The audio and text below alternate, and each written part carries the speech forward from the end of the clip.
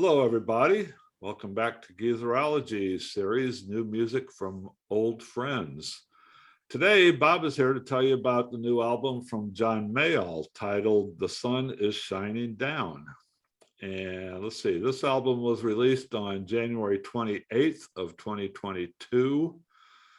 By my count, this is the 37th studio album by Mayall, with and without the Blues Breakers.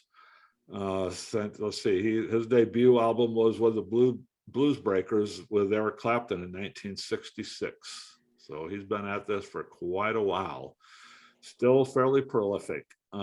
This is Mayall's fifth album with 40 Below Records since 8 years ago. But Geezer Bob has been listening to The Sun is Shining Down, and he's here to tell us what he thinks about it. Take it away, Bobby. All right, thank you, Scotty. So before I get into this album, I feel it's pertinent to do just a brief overview of John Mayall, just in case you may not be familiar with him. John Mayall is 88 years old and still cranking out albums. So you go, John. And he's considered the godfather of British blues. And as Scott mentioned, his premier band was the Blues Breakers. Let's talk a little bit about some of the people that came and went from the Blues Breakers. You had Eric Clapton, Peter Green, and John McVie, Jack Bruce, Mick Taylor, Harvey Mandel, and of course we know what Clapton went on to do. Jack Bruce and Clapton formed Cream. Peter Green and John McVie formed the original version of Fleetwood Mac. Mick Taylor went on to join the Rolling Stones. Harvey Mandel was with Canned Heat. So Mayall has had some impressive people, come and go through his band over the decades. And on this album, the brand new one, same thing, he's brought on a list of guest musicians, including Mike Campbell, who was with Tom Petty's Heartbreakers, Marcus King, a renowned roots rock guitarist, Buddy Miller, guitarist in the Americana genre and a singer-songwriter, Melvin Taylor, a well-known Chicago blues guitarist, Scarlett Rivera, who was a violinist who was with Bob Dylan's Rolling Thunder Review. And then I may slaughter this name, so bear with me, Jake Shimabukuro, who plays the electric ukulele. So this is kind of an interesting album. It has some unusual instrumentation on it. There's a lot of brass, violins, harmonica, and like I just mentioned, electric ukulele. And the album is a mix of jazz blues, Chicago blues. And I have to be honest, when I first few times that I listened to the album, I really wasn't terribly impressed. I thought, yeah, this is just kind of a generic blues thing. I was expecting a little harder hitting, driving blues type stuff. So I was a little disappointed, but after subsequent listenings, this album is really starting to grow on me because I'm recognizing the genre now that Mayall is playing in here. And, he is doing the jazz blues fusion type thing. And giving it some further listenings, I'm really appreciating what Mayall has done here. And on every song, he's given his guest performers 2 shots at doing solos on the songs. And so he's been generous with sharing the spotlight, on this album. He's got, Mayall has 2 original songs on the album. And one is called Got to Find a Better Way. And like so many other people, artists who've gone through the last couple of years, it's kind of a commentary on the things that we're going through right now, with political upheaval, the pandemic, and all these other things. And he sings sad days that we're going through. And then, he's backed up by this mournful, striking, very weaving violin coming in and out. But then he balances it out with another original called The Sun is Shining Down. And in this one, he celebrates the life that he's had, an appreciation for the things that he's got a chance to do. So, and that's kind of a theme, for the album. The other songs on the album are covers and such. And Mayall's voice is still pretty strong, not quite as good as what it used to be, but the man is 88 years old. But, he brings great harmonica props to the album, his keyboard playing, and he has assembled a nice group of musicians that work with him, including, his regular rhythm group. And like I say, the album is growing on me. And it's not, Eric Clapton Blues Breakers, but it's a very competent album. He's got some great performers on here. And the more I listen to it, the more it's growing on me. So I do recommend you give this a listen to, especially, for an elder statesman of, wide-eyed, soulful blues. Dee, you've been listening to this one? I have. I didn't have the chance to give it many listens, maybe about 2. What I've listened to, I like. I mean, yes, Mayall, the godfather of British blues, but for fans that are deeply rooted in the blues, I can say 12-bar blues is alive and well, because practically all these songs follow that arrangement. But what helps it out, and what I think helps, if you want to listen to this multiple times, is the fact that he does have horns in it. And I think it rounds it out. If you listen to blues, if it's just a trio or quartet, it can be kind of draggy and maybe a little too much. But here, just about all these songs are kind of up tempo. One of my favorite was the one, Hungry and Ready with Melvin Taylor. That, for me, that kicked things off. It's a nice cooking blues tune, get you going. And it's funny. Yes, he does a lot of covers, as Bob mentioned, but one of the tunes he writes about is, regret, loss of love.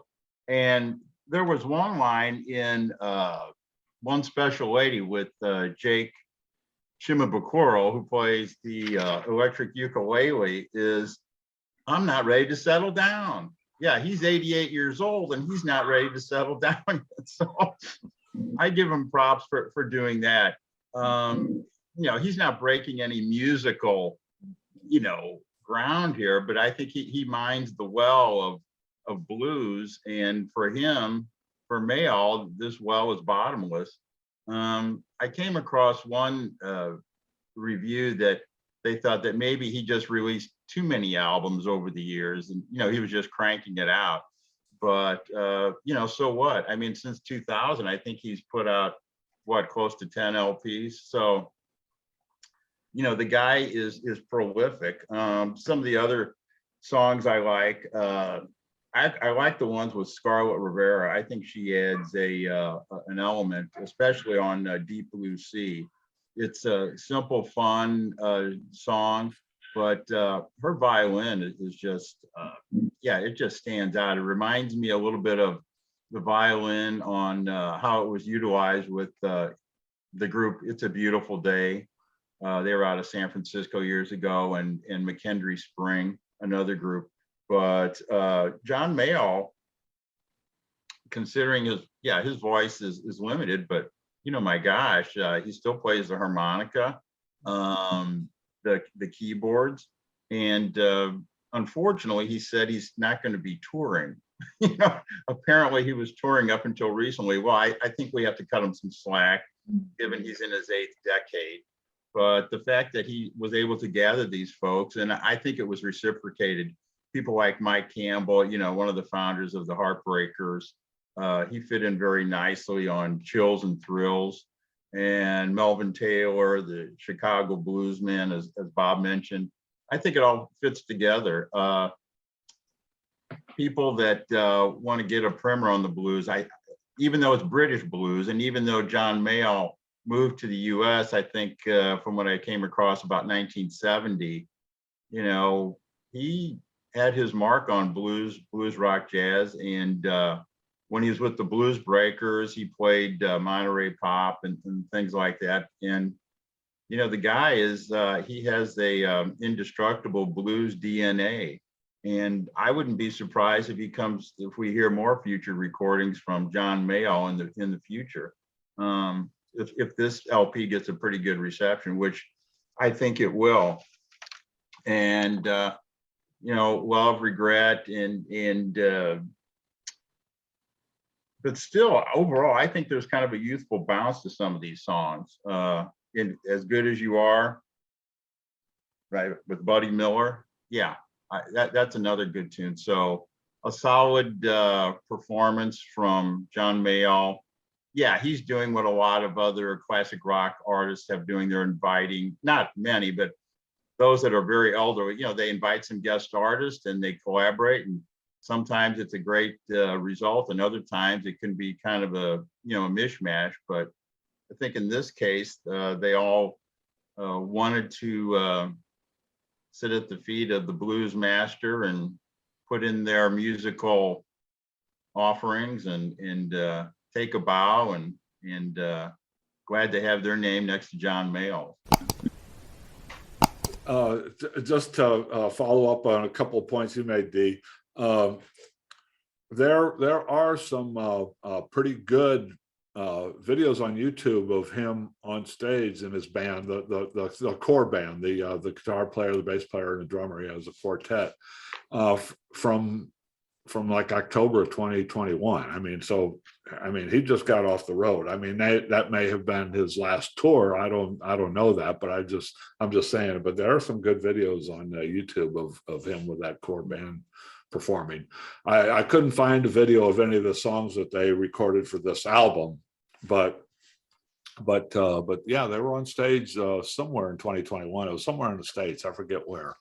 And also, you took a little bit of my thunder, but when I was listening to this album, the thing that really got me, and the thing I'm not a fan of the real hardcore blues, as my two buddies here know. But man, I like this. I like this on the few listens I had them. But what really grabbed my attention is I was kind of had this on playing in the background, not really intensely listening to it. Those songs came on with those violins, and man, that stuff was beautiful. And that was my thought, is like, this sounds like David LaFlamme. You know, this sounds like this sounds like what I remember from It's a Beautiful Day. That's what those songs sounded like. I don't know if I should say that's what they sounded like, but they put me in mind of. It took me back to those It's a Beautiful Day albums when I heard those songs. But anyway, it sounds to me like the recommendation from these guys who know this stuff better than I do, that this is a thumbs up. That if John Mayall and if blues is your thing, that he's still got it. So you should check it out.